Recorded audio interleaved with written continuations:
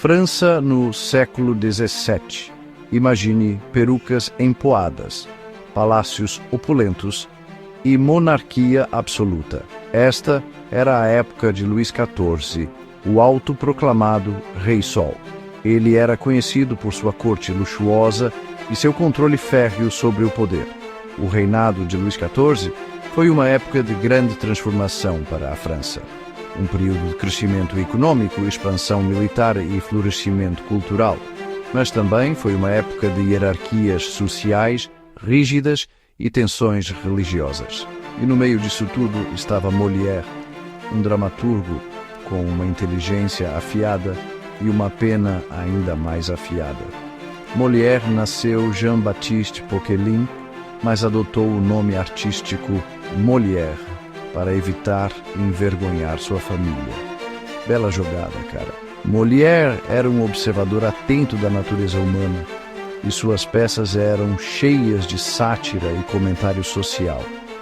Ele tinha essa capacidade incrível de apontar os absurdos do mundo ao seu redor e fazia isso com tanta inteligência e humor que as pessoas não podiam deixar de rir junto, mesmo quando eram o alvo de suas piadas. Agora imagine escrever peças que zombam das pessoas mais poderosas da sociedade, numa época em que o rei tinha poder absoluto. Era exatamente isso que Molière fazia. Ele estava basicamente fazendo equilibrismo cômico sobre um poço de abelhas furiosas. Um passo em falso e aí?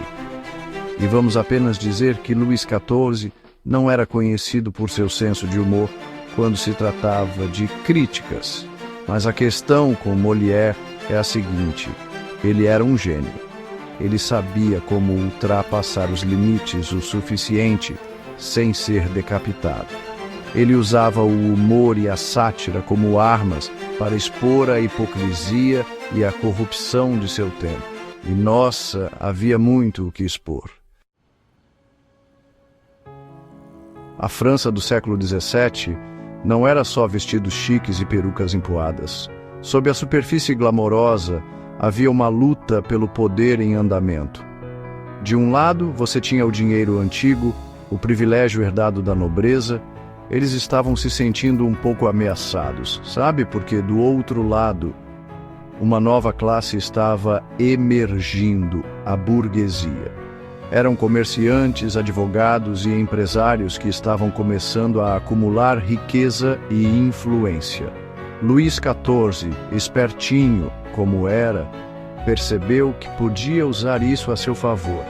Ele jogou a nobreza e a burguesia uma contra a outra, consolidando seu próprio poder no processo. Ele distribuiu favores à burguesia para grande aborrecimento dos nobres. Isso criou uma dinâmica social fascinante, cheia de tensão, ambição e uma dose saudável de ressentimento. Era como um reality show, mas com menos confessionários e mais varíola. Esse choque entre o velho e o novo, o nobre e o burguês, é um tema recorrente nas peças de Molière.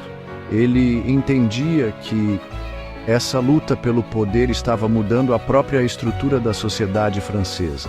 Ele viu como a ambição e a ganância podiam corromper até os indivíduos mais piedosos, e ele não tinha medo de apontar isso, usando seus personagens como porta-vozes para expor a hipocrisia e o absurdo de tudo.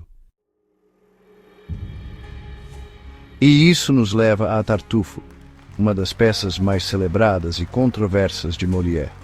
É uma história sobre um cavalheiro rico, mas ingênuo, chamado Orgon, que cai sob o feitiço de Tartufo, um vigarista se passando por um homem santo. Tartufo é basicamente o hipócrita religioso definitivo.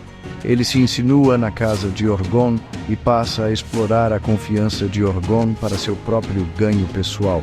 Ele está atrás de dinheiro, poder e talvez até da esposa de Orgon, Elmire. Que cara de pau.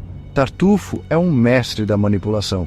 Ele sabe como jogar com os medos e inseguranças das pessoas, usando a religião como escudo para sua própria maldade. Ele é como um exemplo ambulante de tudo o que Molière achava absurdo sobre a hipocrisia religiosa de seu tempo. Agora você pode pensar, uma peça sobre hipocrisia religiosa no século XVII. Que peculiar. Mas a questão é, os temas de Tartufo são atemporais, porque mesmo hoje, séculos depois da época de Molière, ainda vemos pessoas usando religião e piedade para mascarar suas verdadeiras intenções. Molière estava muito à frente de seu tempo, lançando luz sobre uma escuridão que continua à espreita nas sombras da sociedade.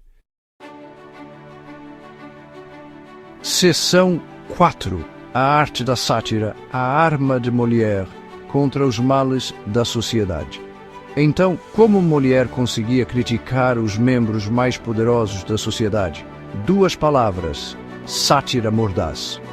Ele usava humor, exagero e ironia para expor a tolice e a hipocrisia de seus personagens, mas era o tipo de humor que fazia você pensar, o tipo que deixava você se sentindo um pouco desconfortável quando o riso diminuía.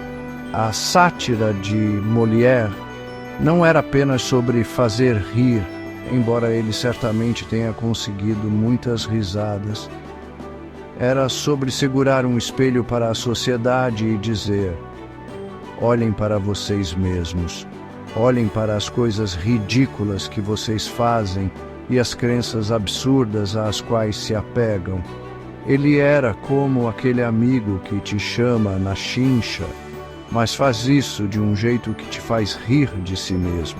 Ele ridicularizava a fé cega de personagens como Orgon, que estavam tão ansiosos para abraçar a piedade que não conseguiam ver o engano bem diante de seus olhos. Mas ele também atacava a hipocrisia do clero, que pregava a humildade enquanto vivia no luxo. Molière não tinha medo de ninguém nem de nada, e suas peças são um testamento ao poder da sátira como ferramenta para o comentário social. Seção 5. Andando na corda bamba. O equilíbrio de Tartufo entre crítica e consequência. Agora, você deve estar pensando: espere aí, você não disse que criticar o rei era basicamente uma sentença de morte naquela época? E você estaria certo. Criticar a ordem estabelecida, especialmente a igreja, era um negócio arriscado, mas Molière era um mestre da nuance. Ele sabia como entregar suas críticas com uma piscadela e um aceno de cabeça, disfarçando seus golpes em inteligência e humor. Ele habilmente velava suas críticas de uma forma que as tornava palatáveis às mesmas pessoas que ele estava satirizando. Ele usava personagens comuns e situações exageradas para criar uma sensação de absurdo que entretinha e provocava. Era como se ele estivesse dizendo: eu só estou contando uma historinha boba aqui, pessoal. Nada para ver. Mas, sob a superfície, suas peças estavam repletas de comentários subversivos. E não se tratava apenas de evitar a censura. Molière genuinamente parecia acreditar no poder da redenção. Ele mostrou que até os personagens mais tolos, como Orgon, podiam aprender com seus erros. Ele oferecia um vislumbre de esperança de que, mesmo em um mundo de hipocrisia e corrupção, a razão e o bom senso poderiam prevalecer. É uma mensagem que ressoa até hoje, lembrando-nos de que não precisamos aceitar o status quo.